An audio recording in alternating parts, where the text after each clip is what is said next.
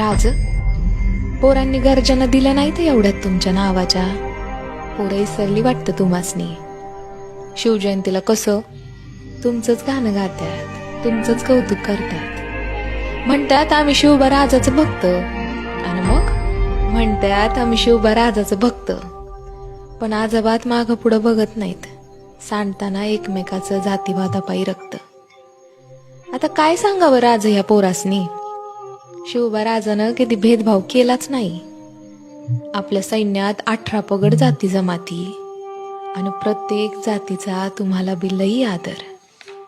लोकांनी चांगलाच डाव साधला, आणि स्वराज्यात जातीवाद मात्र वाढला.